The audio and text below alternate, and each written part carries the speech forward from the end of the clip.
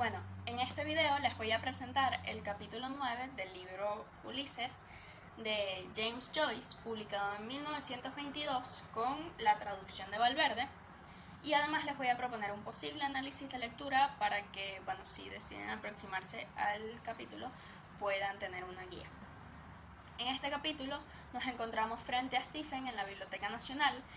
El espacio maneja una connotación simbólica de extrema relevancia, ya que es el espacio en el que se vuelve palpable el depósito del conocimiento, lo que se relaciona a su vez con la idea de la mente como un lugar de funciones y capacidades similares, pero con la diferencia de que no se mantiene un control excesivo y rigurosamente categórico del conocimiento.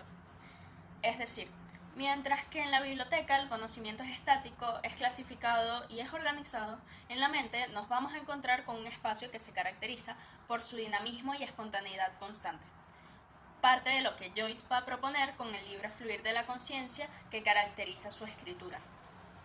A manera de anécdota, el capítulo se basa en Stephen explicando a varios estudiantes su teoría de que los trabajos de Shakespeare, especialmente en Hamlet, fueron inspirados o basados en su mayor parte en el supuesto adulterio de su mujer Anne Hathaway. En una de las partes del capítulo se hace referencia a que si las obras de Shakespeare en verdad son autobiográficas, y uno de los personajes expone que realmente no importa si Shakespeare es Hamlet, esto no es el punto de la obra literaria. Y esta es una forma de lectura del Joyce.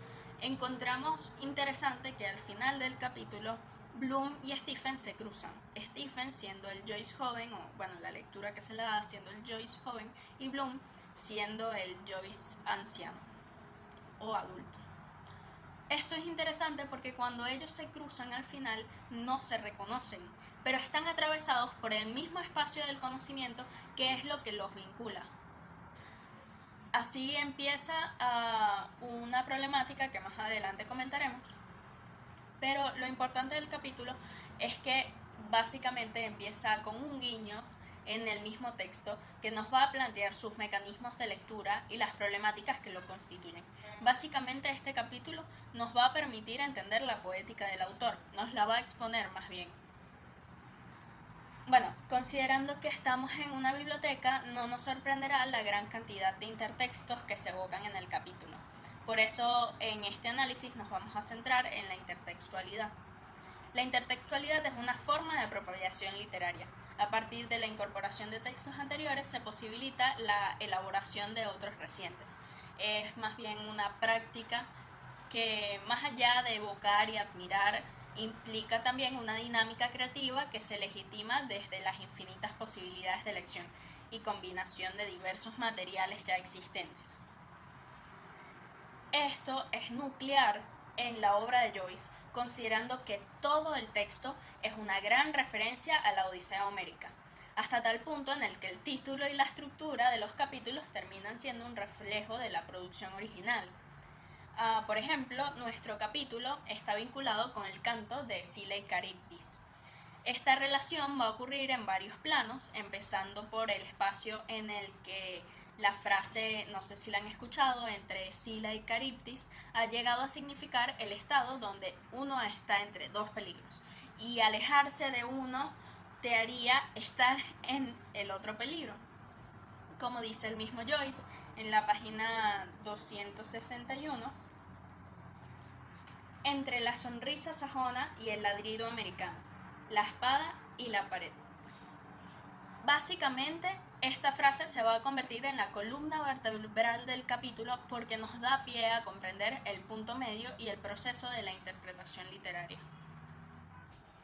La teoría literaria determina la noción de que en cada texto se establece un conjunto de relaciones, algunas voluntarias o involuntarias, explícitas o implícitas, con otros textos, y que para comprender el carácter específico de una obra es preciso tener en cuenta que ésta se manifiesta y origina sobre el telón de fondo de las demás obras que lo precedieron.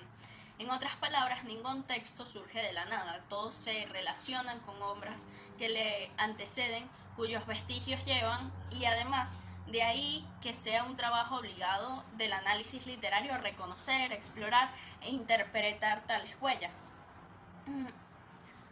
Joyce nos va a plantear justamente esto, introduciéndonos en la biblioteca. Él nos está exhibiendo su bagaje a partir del cual va a crear esta obra. Y en la página 281 va a proponer, el hijo no nacido estropea la belleza. Nacido trae dolor, divide el cariño, aumenta la preocupación. Es un macho. Su crecimiento es la decadencia de su padre, su juventud la envidia de su padre, su amigo el enemigo de su padre.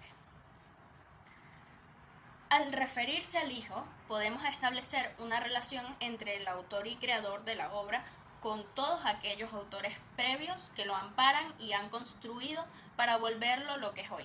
Es decir, que su crecimiento es la decadencia de su padre, establece el proceso de los movimientos y propuestas artísticas. Una educación inicial aspirando a los padres que enseñan, educan y crían a los hijos para desembocar en una madurez que los vuelvan rupturales y desplacen para proponer un nuevo aporte literario. En la lectura se puede sustentar posteriormente en la página 282, en donde se propone a Shakespeare como uno de los padres de toda la raza, el padre de la literatura que él está produciendo. La intertextualidad es una acción que al mismo tiempo se reconoce el legado anterior, lo asume y lo transforma. Mediante el uso de la intertextualidad como estrategia de creación, el escritor no pretende desmitificar el legado de los antecesores. Por el contrario, más bien percibe la tradición literaria como una obra abierta, comprueba cómo puede transformarla, cómo darle otro tono, otro registro, aspectos que están vinculados con la creación literaria, que introducen la decadencia del padre y la juventud del hijo, pero siempre existirán diferencias entre el original y el texto resultante, diferencias que dan origen a un nuevo relato. En la página 260, el autor hace referencia a unos poemas escritos por Mallarmé sobre Hamlet. Esto básicamente es una autorreferencialidad, porque es cómo se está reestableciendo, reformulando la tradición literaria. Borges plantea en la novela de Joyce como parasitaria respecto a su pretexto homérico.